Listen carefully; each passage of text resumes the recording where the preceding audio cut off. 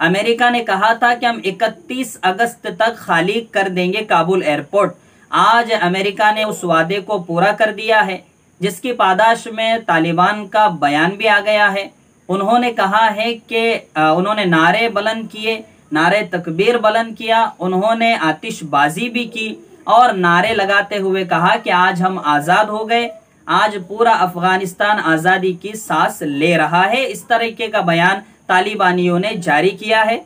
और ये मेरी अपनी रिपोर्ट नहीं, बल्कि इंडियन न्यूज़ चैनल और इंडिया का सरकारी चैनल न्यूज़ 24 इसकी ये रिपोर्ट है जो मैं आपके सामने पेश कर रहा हूं। और तालिबानी थोड़ी ही देर में काबुल एयरपोर्ट पर प्रेस कॉन्फ्रेंस भी कर सकते हैं। अब पूरा कब्जा काबुल एयरपोर्ट पर तालिबानियों का हो चुका है, बल्कि पूरे अफगानिस्तान में पंजशीर के अलावा वहां भी मुजाहमत जारी है और वहां भी ये उम्मीद जाहिर कर रहे तालिबानी कि वहां का भी समझौता हो जाएगा। तो पूरे तौर से अगर उमूमी एतबार से देखा जाए तो तालिबान का कंट्रोल पूरे अफगान पर इस वक्त हो चुका है।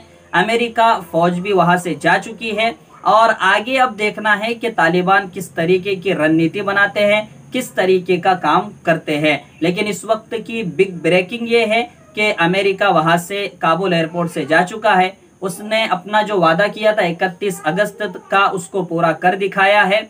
अब देखना है कि जो दहशतगर्द तंजीम है ISIS, तो उससे तालिबान कैसे निपटता है, तालिबान उसका कैसे कमा करता है, जो कि उसने यकीन दहानी भी की है कि अफगानिस्तान में दहशतगर्दी नहीं होगी और न हमारी जमीन किसी के खिलाफ इस्तेमाल होगी।